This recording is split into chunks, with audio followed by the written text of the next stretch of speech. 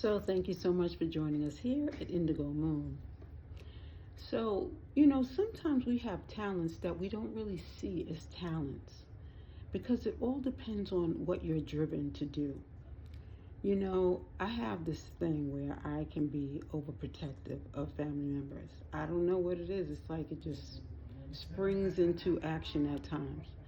My younger sister had this issue one time where she was putting out some flyers or something because she was driven to do a class, and some guy came out of nowhere uh, trying to threaten her because he felt like she shouldn't.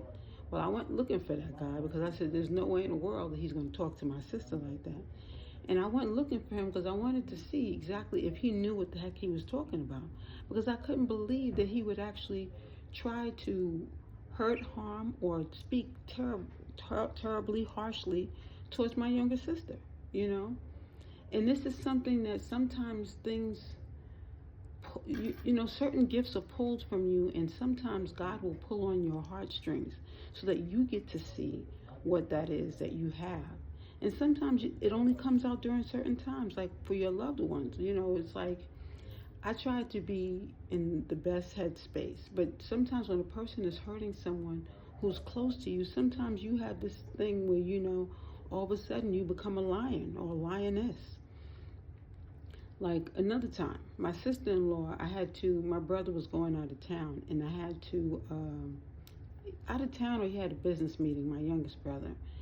And my sister-in-law needed to get to the airport. So I volunteered to drop them off at the airport in their vehicle because, she had to get out of town, with the children. And they had made, these reservations, and everything was going smoothly.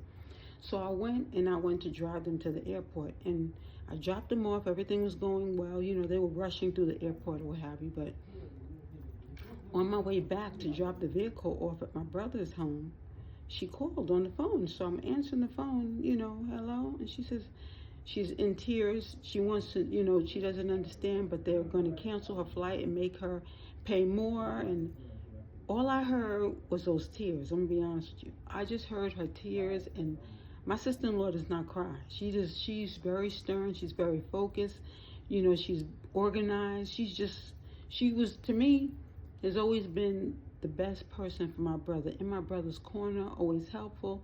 So I went straight into the lioness mode.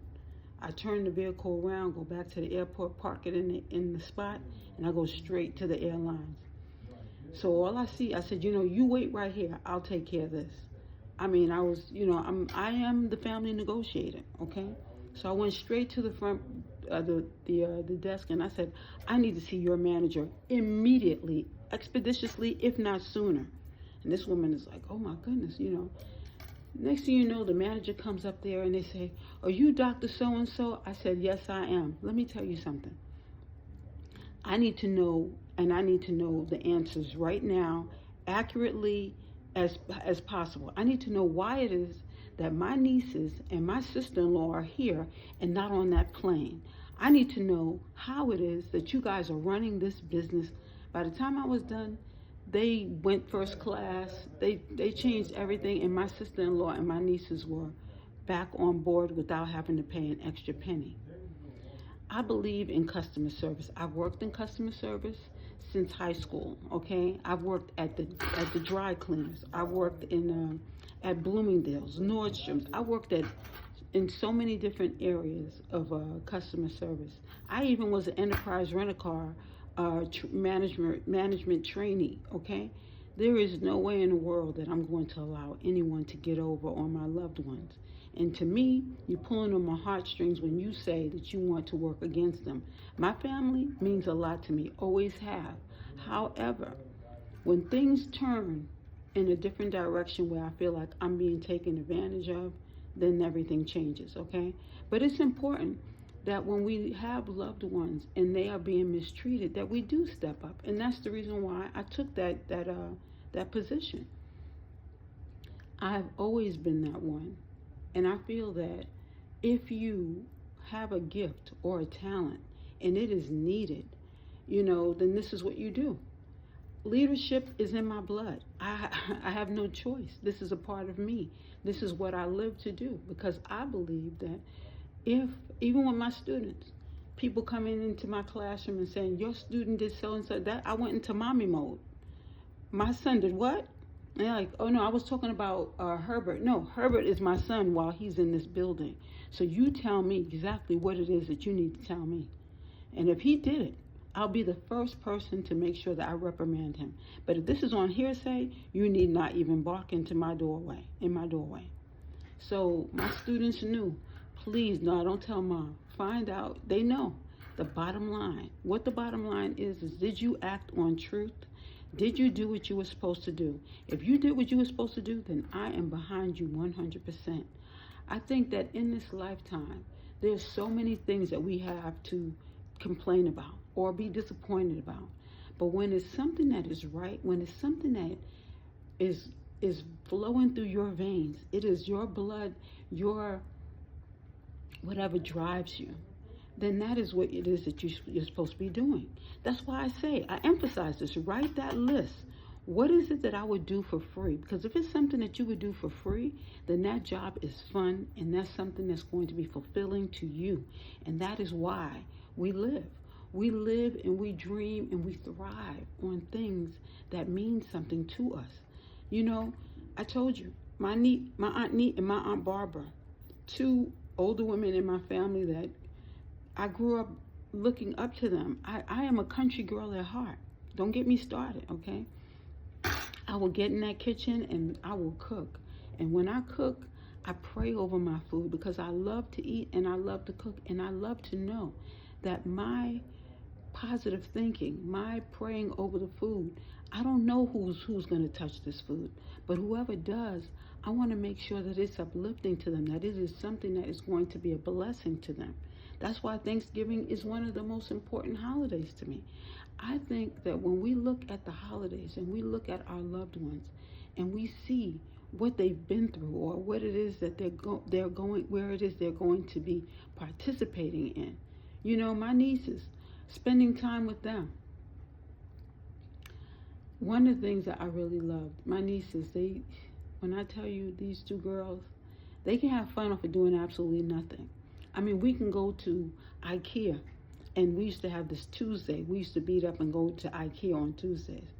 And they had $10 to spend or what have you. And we'd go and we'd eat that. It was a meal for like 99 cents for their stuff, and, you know, of course, more for adults. But we'd sit and they'd go into that ballroom and play. And then we'd walk through the store and we'd act as though we were a tourist. And I'd put on an accent. And they'd be laughing and joking around or whatever. Just fun things. And I know that it didn't cost a lot of money, because I didn't have any money during that time anyway.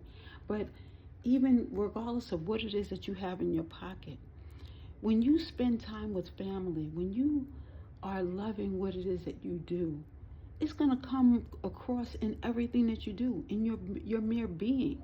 You're going to be happy. You're going to be cheerful, because this time you were able to spend with them, and you cannot take those moments back. That's why I miss my Aunt Neat and my Aunt Barbara. Just spending those summers and running through the cornfield and laying out in the dirt and pulling the corn out of its husk and eating that corn right there on those grounds. It breaks my heart every time I think about how that house was sold and nobody said anything. And they probably felt like, why would they say something? I was just a kid. Or why would they say something? Because this really wasn't my blood relatives. But to me, they were my blood relatives. They were the ones that made me feel complete as a child, made me feel like I was a kid and I could be a child and enjoy myself. Anybody waking you up in the morning on your birthday, whose birthday is it? Come on out of that bed, girl. What you want to do? You want to make a cake? I mean, those two were Southern belles. And when I think back, I don't want to get emotional, because those two right there, they had my heart. It's important that we spend the cherished moments with those that we love, and that we cherish those moments. You know, it's important that you love yourself, and that you love what you do, and that you love the people that you spend time with. because it is so lovely being you. I'm going to go at this point because I'm starting to get emotional. You have a lovely day.